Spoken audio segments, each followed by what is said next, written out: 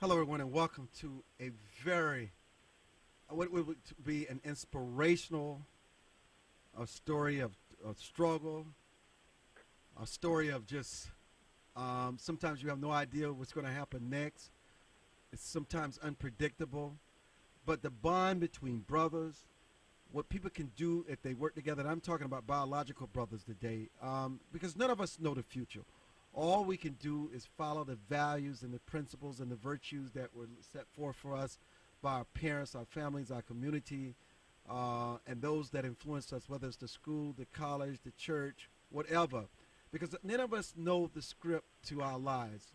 All we can do is give life our best and just await the results in peace. And in my lifetime, I've had the pleasure to meet some remarkable Renaissance entrepreneurs in my life. I mean, from all over the world. And some time ago, gosh, it's just seemed like ages ago, I had a chance to meet the Schimizzi's brothers, Ernie and Greg.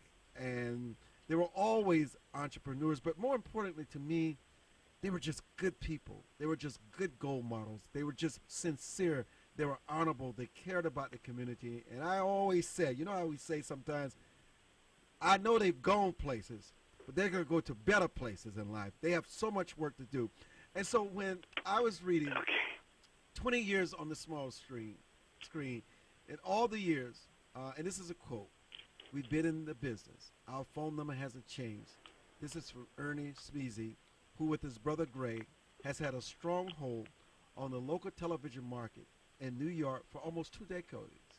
They're the last family-owned and run television station on Long Island, and they're referring to WVVH-TV, which can be seen as Hamptons TV on Cablevision, Channel 78, on FiOS, Channel 14, on YouTube, as a computer web stream, and even on a smartphone through a recently available app with an estimated 5 million viewers. And I must tell you, for full disclosure, they carry my show, the Armstrong Williams Show, every Sunday at noon. I'm eternally grateful for that. And now they're seen in millions of homes from Montauk to Manhattan. Let me welcome the Schimizzi brothers for the first time. For the first time. I can't believe you so much. Thank you very much, John. It has taken this long for you guys to travel to the right side. Well, thank you so much. Thank you for those words. It's easy to speak the truth. Easy. Well, we really appreciate it. We are honored to have you on the air, and you're one of the bright lights that we have on our programming schedule, and we really appreciate you being on, and we appreciate you following too. You know what, Armstrong, you say things that need to be said, and we're so happy to be part of your program because we're happy to share our story of inspiration because we're two brothers who were raised by a single parent. Our mother, after our father passed away, we're from Brooklyn. We were, I guess, by all indications, in the poverty level when we were growing up, and absolutely after my father passed away. And now our story leads us to owning a TV station and having all the things that America's promise holds. So we're happy to be able to share our story. You know, both of you grew up in Bensonhurst, obsessed with the latest innovation. When you think about the latest innovation that you were obsessed with, to how technology and innovation has changed the dough, do you just go say, oh my goodness? Well, when as a comfort, after my father passed away, the first Christmas, my mother was a dress operator, and she had to work really, really hard. I think most of the week she made about $54 a week. And, we were two boys with all the appetites and all the desires of any other normal young kids at that time.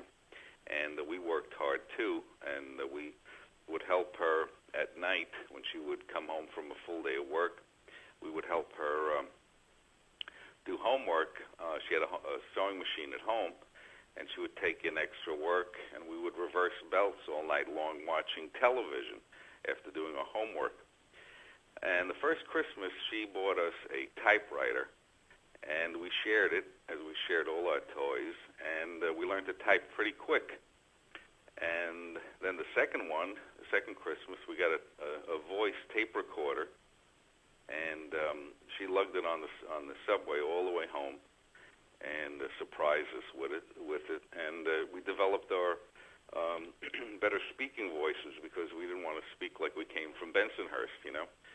And the next year, we got a Heath kit, which was a color TV set that we built ourselves. It had about 5 million parts to it, and we learned how to solder and put the television together. And that was really our first exposure in electronics, and we're really grateful. You know, listen, obviously the world has changed since you've come along.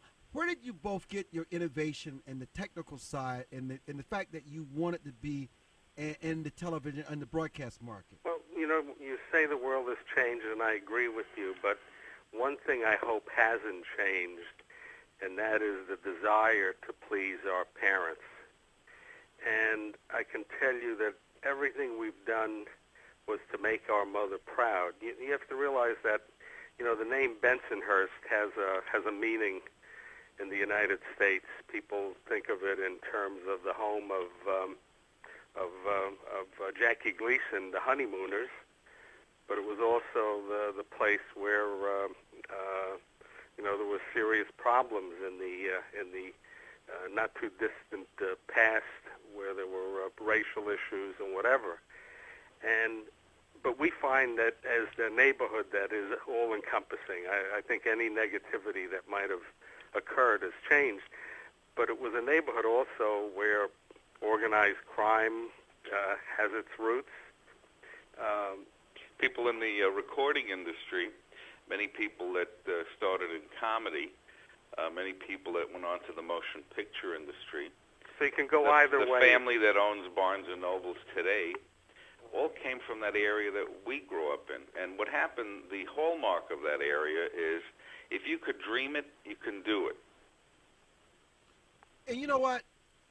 Dreams are important, but how do you prepare? How do you have the academics, the skills, and some kind of gifts to help you support those dreams? How important? You're raising a very good question, because, and you're talking about the fact that my brother and I invented a patent when we were in college that helped form our company, and our company is now 37 years old, and it's that company that we went on to produce 150 motion pictures, and we went on to own a TV station here in the New York market. And we wanted to do something big. And when you meet with young people, as you do, Armstrong, every young person wants to make their mark in society and come up with something. And we said, well, why don't we come up with a patent? So that gave us an opportunity to win a lawsuit against Chrysler and make a lot of money. Also, we believe in the American dream. We believe that if we're innately very curious, and we had, being in New York City, we were blessed with the 42nd Street Library, and we were able to go for free and do research and go through the evidence of what has come before us, and learn from that. In addition, we studied really hard. We weren't great students, but we had to study to become better students and to excel. And our degrees are not in engineering or in broadcast at all. Mine is in psychology. I worked for 16 years as a psychologist at the Veterans Administration. And my brother was in business and law, but what happened was quite by accident, and I always tell young people, the destiny that you'll have is by accident, not by design. It's, meeting somebody casually and saying, oh, you should go here, go there, or do this, or do that. And it comes in disguise, and basically that's the philosophy we maintain and we share. And we learned engineering because we liked it. We learned broadcasting because we liked it, and not because we had to. Obviously, you guys were ambitious, and some people would say that you probably had breaks. But you know what? Anyone trying to build something early on, and even now, there are always obstacles and disruptions to the best laid out plans. What have you guys have learned from the obstacles and the challenges that you've had along the way? What you're saying is very important because we never considered the obstacles. And I think from an early age, our mother instilled in us a confidence that anything we try, we would succeed. And if you don't succeed, at least you tried. And you know, the door of opportunity, the door of opportunity has a sign on it, and it has one sign that says push. And you have to push really hard for opportunity and not to be discouraged by any obstacles. In fact, when an obstacle presents itself, you shoulder the responsibilities and move forward. And the nature of our relationship as brothers is how we see everyone. We see everyone as a brother or a sister. And the notion is the strength Hold that of the point, city. Ernie and Greg Schimizzi. They're our guests. WVVH, don't go away. We'll be back.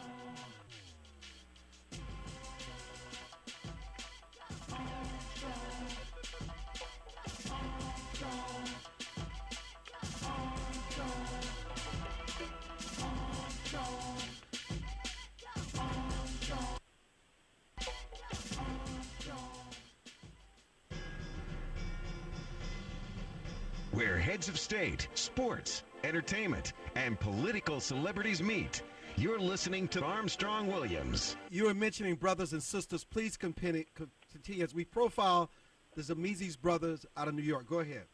You know, the Bible says that the strength of a city is in the strength of two brothers have the strength of a city. And when we think about that, and if we see truly a fellow neighbor as a brother or as a sister, and we join forces and not oppose them, then we're unbeatable. So the nature of what we are at the core of our foundation is that. And we see any obstacles as an opportunity to overcome them and not to be discouraged. And sure, you know, things have come our way that are discouraging, and what we do, we retrench, move forward, and take a different thing. And what happens is sometimes in life when there's things that oppose you and you're frustrated and discouraged and say, oh, poor me, and that, you know, it's I have no luck, or I have no, there's a whole political system that's against me. That's defeatist mentality, and that doesn't work. In order for it to work, you have to roll up your sleeves, take the initiative, and move forward, and be innovative, and strive for the goals that you want. And so you'll bring along everyone else. You know, I love what you just said about the strength with the brother and the city, and we know that's biblical. And you know, you took me back because I actually remember that. I remember it in this context that, and I want you both to respond to this, is that it's better a patient man than a warrior, a man who controls his temper than one who takes a city. And then it went on to say that better to be patient than powerful, better to have self-control than to conquer a city. And then it gets into the part about a brother. And those things are so true. You know, we think of the Bible as a religious book, but it's really a book of life, because it also tells us whoever is slow to anger is better than the mighty, and he who rules his spirit than he who takes a city. I mean, and there's so much reference in there of where we gain strength and where we find our strength, and things that we just totally forget about and need to be reminded of through conversations like this. Absolutely. And I think that no matter what your operating system is and what your manual for that operating system is, the Bible, the Quran, the Old Testament, whatever, that is your operating system, and that's what you have to do. And we believe that, you know, like there's a line, too, that in the Bible that says, you know, the stone that the builders rejected has become the cornerstone. And oftentimes an idea or a person cast aside and rejected excels. We see it in sports, we see it in politics, we see it in innovation and ideas that that have come, and so people have been laughed at and ridiculed, and all of a sudden, years later, they were proven to be correct. The thing is not to be overwhelmed by doubt and fear and move forward. And progress is where all those ideas are realized. As we move forward, they're realized and proven. And if they're not, then you go back and if Plan B doesn't work, go to Plan C. There are 26 letters in the alphabet, and there are 26 different plans you could at least have. So just keep trying. But you also say something else to our audience which is fresh and new, and you mentioned cornerstone. Any builder can tell you the importance of a cornerstone. It's the stone which lies at the corner of two walls, and it supports the whole building, and if taken out, the building will fall apart. Right. And if someone can divide your home, separate your brothers, separate that which you trust, you will collapse. That's right. And it all starts with the home. And we had a very powerful home in having excellent parents. And when my father passed, I was 13, my brother was 11. But we carried his dream. He was an immigrant that came to the United States and was a coal miner, and then went on to work for Ford, and then came to New York and worked in the plastics industry. And his ideals we maintain. My mother, the same thing. And with my sons, they observe what my wife and I and my brother and the whole family are about.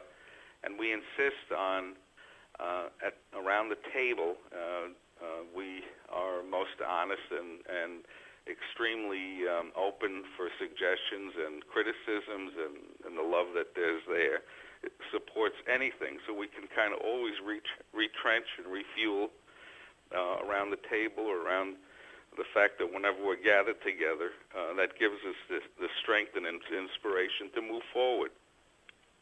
Ernie, talk to us about building this business, the peaks and valleys, and when you really realized that you had found your niche in the marketplace. Well, just for the benefit of our listeners, my brother and I own a TV station in New York, which is WVVH, as in Victor Henry. They can also watch our station from anywhere in the world by logging on to WVVH.com. We invented a web streaming that was one of our more recent inventions, so that the whole world could watch what we do. And we're a 24-hour-a-day, 7-day a week New York TV station, which has as its home base the Hamptons, New York, which the Hamptons has a whole other, just as when we say Brooklyn, it has a whole other meaning, the Hamptons. And we now run this TV station, provide programming. This is where Armstrong Williams show is, and we're very proud that you're part of our Sunday schedule. It's an interesting change of events for us because it's 24/7 and involves all disciplines from marketing to advertising to production. But what we like best, my brother and I, is that it allows us a platform to allow new talent, creative talent, to come and be on our air. And that's what we're most proud of, Armstrong. And also it took a very long time for us to turn the corner, so to speak. And that patience you spoke of in any business, whether it's a bakery shop or a restaurant or a television station, requires that type of patience. In addition, we listen to our viewers primarily, our sponsors, and the feedback that we get from that dictates to us what the viewers want and what programming we have. And we're an eclectic station. We do everything from the Hampton Classic Horse Show to the boat show, New York Boat Show, or the auto show, or we do polo, we do all sorts of benefits, that we do, and as well as regular programming in sports outside of the regular stick and ball sports that you see on every other channel. And we kind of pride ourselves in the fact that we're an eclectic sort of enterprise that's constantly evolving. We're not where we want to be yet.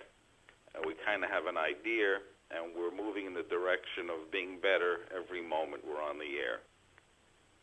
How do you stay current with how the reality programming, the bear all programming, the obsessed with money programming, everybody should be rich programming, the reality housewives? How do you find real content, substantive, that empowers people for a lifetime, that people really want to watch and listen? Well, like in a restaurant, there are things on the menu that are high fat and high sugar content that are tasty and have no nutritional value whatsoever. We see that, and people go to that, and it's an easy way to make high profit for low amounts of money to produce.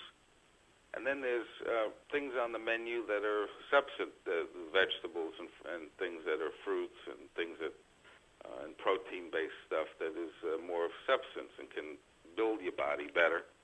We always move to the direction of challenging our viewers and not to go to the typical knee-jerk reaction just to give them fluff and fantasy. The idea of doing that, for instance, we have a whole series of environmental shows that cause people to think, and we do a thing called the Environmental Roundtable. That's probably the definitive environmental program that sort of makes people aware. We've been doing it for about 12 years, and it's apolitical, and it's something that we're very proud of. So we kind of move to the direction of giving as much as we can to the viewer and make the viewer work a little bit to enjoy it.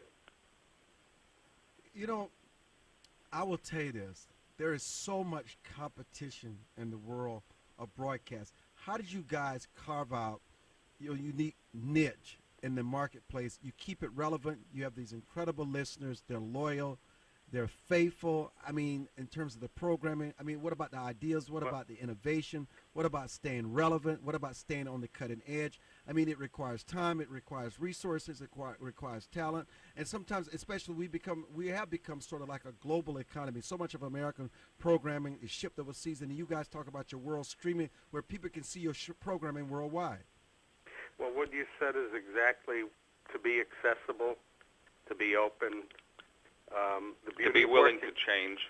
To be working with your brother. He never lets you get too far ahead without his comments. So comment and criticism is something that we accept. Hold this point. Criticism is something that you accept. This is Schimizzi's brother, Ernie and Greg. We're live. We're just getting warmed up.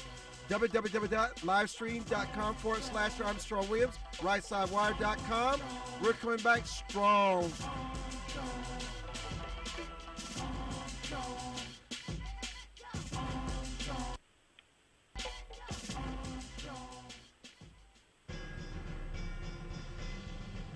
Where heads of state, sports, entertainment, and political celebrities meet. You're listening to Armstrong Williams. And welcome back to the show. You're talking about listening to criticism. Please continue. Well, what we really like is the ability of openness. And with openness, you're not tied to the past, but you're looking to the future. And if there's anything we're about, even as we've gotten older, is to be able to keep it open, keep those lines of communications open. And that creates programming choices.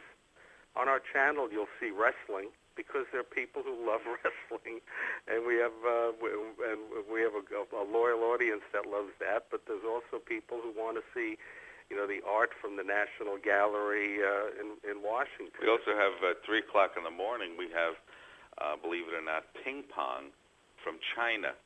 that has a high viewership at that hour. 3 o'clock in the morning? Who's 3 awake o'clock at that in the hour? morning. That's right. And what happens is that ping pong and badminton are very popular in China. And with our viewers in New York City, among the Asian viewers, they are very responsive to that. And they think that I went for an acupuncture treatment, and the guy treating me says, "Oh, I watch that all the time with my friends." And what happened was that impacted on us because you don't see that anywhere else. And so just to give you, for instance, we're out there listening. We get tons of mail, emails and things from the viewers, and it kind of directs us. And we try to be just a little bit ahead of the curve. You spoke about competition. Whenever we put anything on our tiny station, the larger stations, in a flattering maneuver, they take that programming and they bring it forward, which is something, imitation's the highest form of flattery, and I guess we're being flattered every day by our larger brothers in the broadcast business. What I like to do is have each of you talk about what do you think your gifts and weaknesses are, how do you complement each other, and what is it like working with your brother, and how do you deal with conflict, misunderstanding, and what is it that we can learn, the do's and don'ts from your relationship? We'll start with you, Greg. Well, I'm 20 months older than my brother, and I always, even before my father passed away, we've been always close. And the relationship was, even just from the standpoint of sharing toys, we always had we'd have one toy and we'd share it. And the only thing I think we didn't have one of was cap pistols when the Westerns were in vogue. We were growing up. Each of us had our own cap pistol, but everything else we shared. And as far as dealing with conflicts, we, to say that we have discussions, or we have active discussions, and what happens is I always try to see it from my brother's point of view and to see what he sees. And what happens is if he points a criticism or I get feedback, I kind of look at it, and it makes me think and readjust my sights, or I sort of argue my side of it, and he makes his adjustments, and we move forward. And that's the point of any relationship, at any point. And it sort of is our hallmark. And we kind of put your own needs in an almost secondary position to see what the whole would do. And if we kind of think in terms of the larger society, isn't that what we're supposed to do? We're supposed to do what we can for the betterment of all society, not just for your own betterment, which is basically what the founding fathers told us what to do. And basically what we see is to kind of move forward with that type of thing. And believe it or not, it brings you a lot of joy. And we laugh all the time. We look forward to working together all the time. And it's a very pleasant way to live. And it's not really a job for us or a career. It's like it becomes part of you, just like breathing. Ernie? I agree with what my brother said. He said beautifully. The only thing I would add to that is surround yourself with good people. Because the hardest thing in life is when you're around toxic people who try to take away, I know that's a terminology that I think I might have heard on Dr. Phil, but it's something that means a lot to us because you don't have that energy to overcome that amount of darkness. So surround yourself with people of good heart, people who have God in their heart, and who are willing to work and be with you. And it's not about the money, although the money will come if you're doing things that you really love. And that's all I can. And another thing, being from Brooklyn, one of the worst things you could tell somebody from Brooklyn, in our area of Brooklyn, is you guys can't do that, or it's impossible to do that.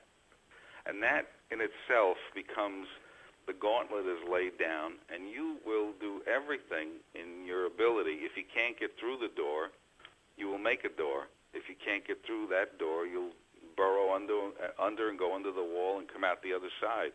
You will find a way to ultimately reach your goal. But if somebody sits there, and usually, the sad thing is, if a teacher says to a student, "Oh, you don't have the mental acumen to become an engineer. You're not good at this," and that kid takes that to heart and doesn't do anything with it, that's a tragedy. But if he takes that and he says, "Oh, I'm going to show this guy that I can do this and master it," that becomes the most powerful motivator you can have, and it drives people. And to find excuses why you didn't do what you're supposed to do is very tragic. Years from now, if you look over your life and you say, "I shoulda, coulda, woulda," very bad, very bad. You should always move forward and attempt to reach the goals you can. And if by design it goes in another direction, a direction that you had no idea you were going to be in, take those accidents as positives to guide you to your goal, your ultimate goal, where you're supposed to be in the first place. What do both you guys think about the FCC and the latest move by Congress on spectrum space? Well, the FCC, bandwidth is the new gold rush, and bandwidth is even with the spectrum change to high definition and freeing up a lot of space.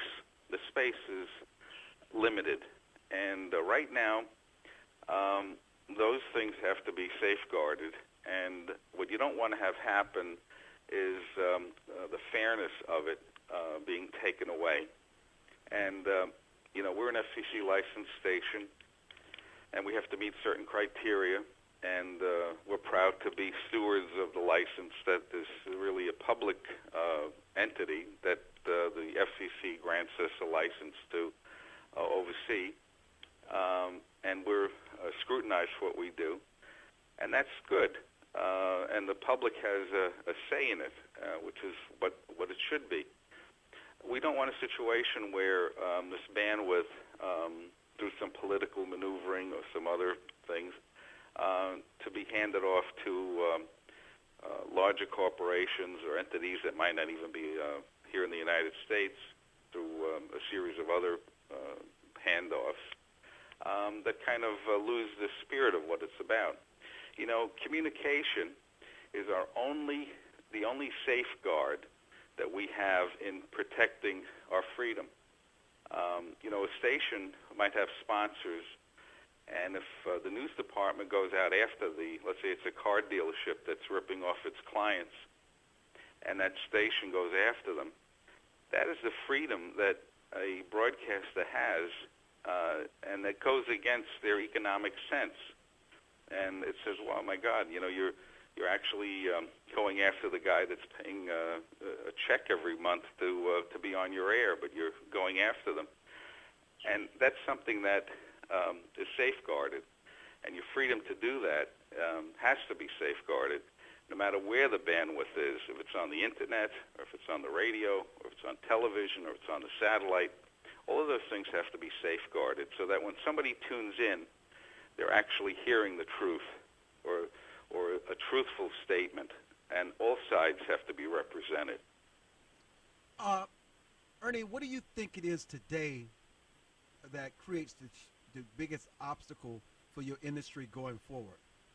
Well, there are two things. One is, I think today the opportunities are bigger and better than ever. With the advent of the internet and streaming, technology has ridden. Where is technology bringing us? It gives everybody the opportunity now to post videos, to have blogs, and all those other things. And I see that as a positive.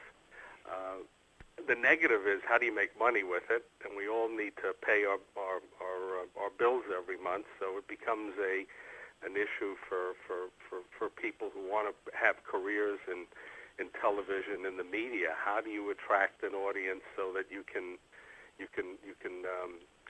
attract advertising and subscriptions and whatever? But I would say the third thing is the truth. And where all of these outlets, today your iPhone has more capability than a television station news truck fully rigged about 5 years ago.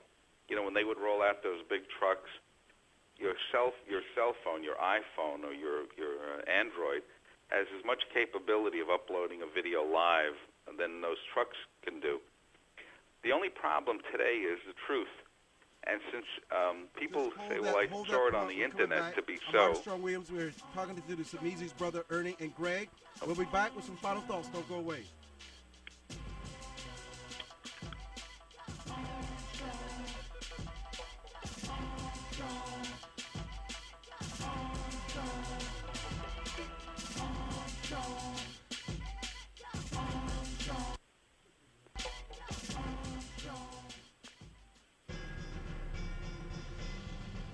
Where heads of state, sports, entertainment, and political celebrities meet. You're listening to Armstrong Williams. And welcome back to the Armstrong Williams Show. I mean, just an incredible story for those of you that are just joining us. It was 1957 on a Sunday. Greg Schimizzi said we ended up at NBC Studios. A Sunday, said his brother, and the whole place was open. After being allowed to wander around the vast production sound stages, they watched the filming of some of the shows, including the Today Show with Dave Garroway, a legend from the golden age of television. It was magic, Ernie Schimizzi said. The photo of the two standing in front of the studios at 30 Rockefeller Center still hangs in their office in Wayne Scott. Their father died only 5 years later from his one and only heart attack at the age of 46, and it was up to Mrs. Schimizzi, a dressmaker, to raise the boys on her own. They join us in this remarkable story, a profile of the brothers. You were talking about the things that impact your industry. Please continue. Well, Armstrong, first of all, we're having such fun being with you because we always said, my brother and I, if the day ever came that we were successful, we'd love to be able to share our story for that, for those two brothers that are in, some apartment somewhere who want to please their mother and want to find a way to go forward. And that happened to us, and that happens to us every day because of God's glory to give us that opportunity to go forward. And we just want to share those words of inspiration because at the time we didn't know how it was going to turn out, but the only thing we had going for us at the time was faith in God and love of our mother and a desire to do the best we could. And also we wanted to make her laugh, and luckily we kept her alive till she was 86, and she was happy, and she was our first viewer, incidentally, back in 1992 when we signed on the air, over the air. We were setting up the transmitter with the antennas, and we had a look at a TV screen tuned to the channel, which was making snow at the time. That was the only thing. So we said, well, about 12 o'clock noon, we should be on the air with a test pattern. And it didn't go on until about 3 or 4 in the afternoon. And when we came home, she was still in front of the TV set watching the test pattern and the test tone. And she says, oh, boy, that's the most beautiful thing I've ever seen.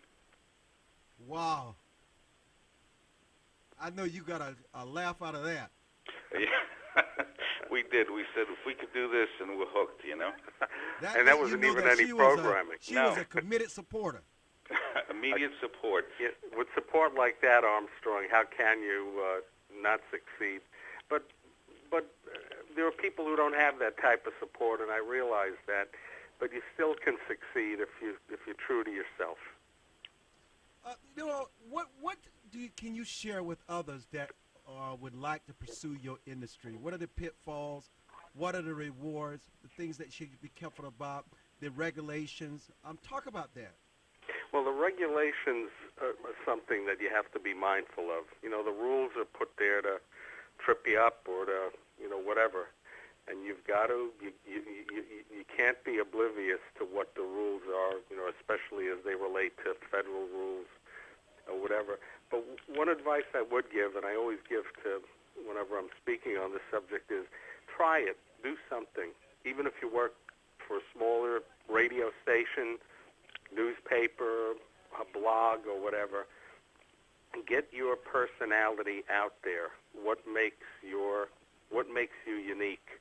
You know, buy the website. You could buy it for $8 a month. The website for your name.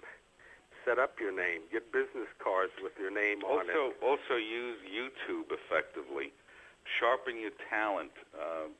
If you're an interviewer, learn to interview. We're all frightened when we interview. We're all frightened to be on the air. That's a given. But to use that feeling to the benefit, sharpen your skills. Do a lot of reading. Don't be afraid to be controversial. Establish your own identity. And if you're on the other side of the camera, the engineering side, and envelop yourself as much as possible to what the innovative wave is, and to read and to actually practice what you do. For instance, if you're an editor, you should do editing, even your home movies or your friends' movies, or to build stories. Basically, we are all storytellers, and to be the most effective storyteller is to stay in practice.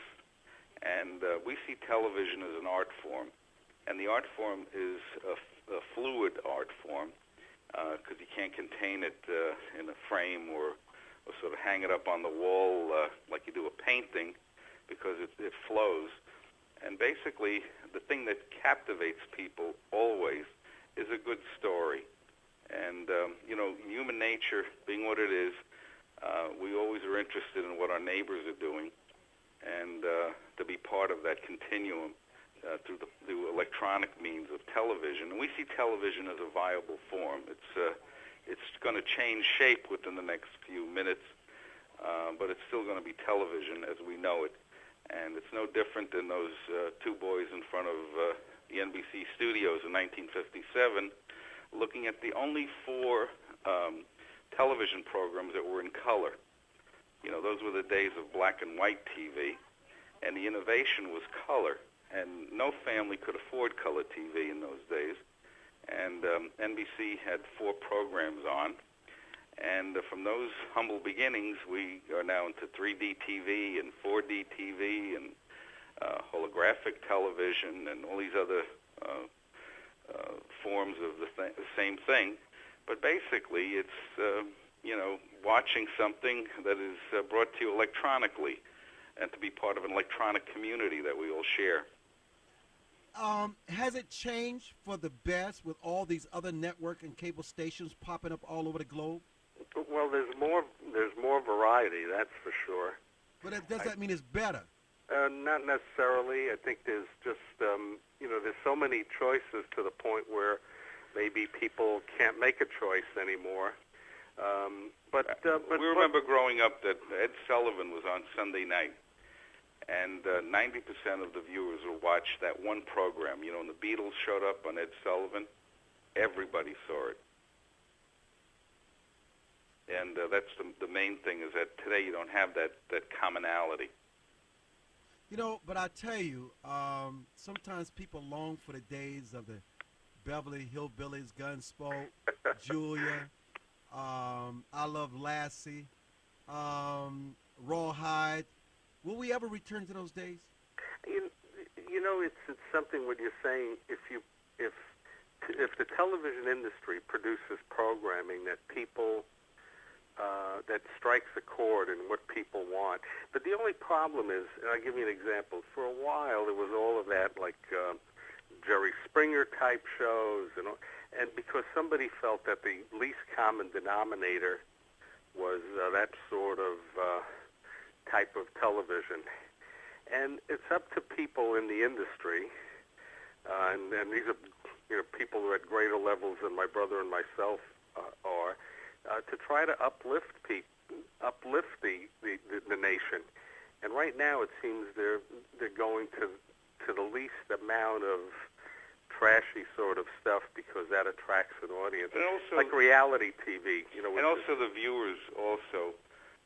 It's like, watching a train wreck. People kind of are interested to see it at first. But, every Saturday morning we still play Bonanza.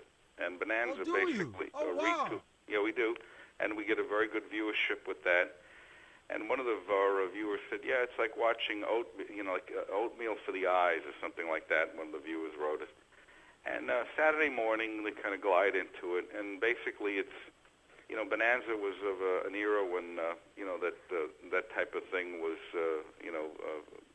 beautiful to see. Could you imagine how it would be scripted if it was made today? And what? Today you wouldn't recognize it if they had to rewrite it today. It would not work with the 3 men on a ranch or 4 men on a ranch with, an Asian American cook and no women around. And it'd be awful. But what happens is that those stories basically were biblical stories that were translated into Westerns, and it worked. And would it work today? I don't think so. But historically, it had a place, and it was.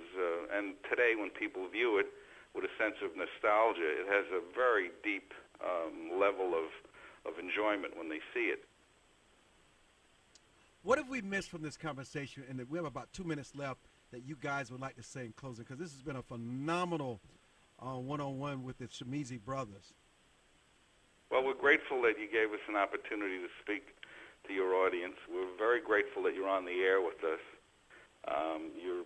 We consider you not only a member of our team here, but also a friend. And I want to tell the listeners that what you see is what you get with Armstrong. He is probably we see him in operation at various events and everything. And what you hear on the air and what you see on television is what Armstrong is. And he represents the finest of what broadcasting is about. And we're really proud to be friends with Armstrong. I second that. And your book, Reawakening Virtues, speaks to the fact that that's what we need to do right now. We need to reawaken inside of each and every one of us the desire to be good citizens, be good sons, be good daughters, be good fathers, and on from there. And with that comes good business. And if you haven't downloaded it or purchased the book, go out, run out and get it. Or run to the computer and download it. It's well worth it. Ernie and Greg, you guys are just too much. Thank you. God bless you. We look to hear greater things from you. And a happy 20-year anniversary. Thank you. So we much. appreciate being on your air, Armstrong. Thank you.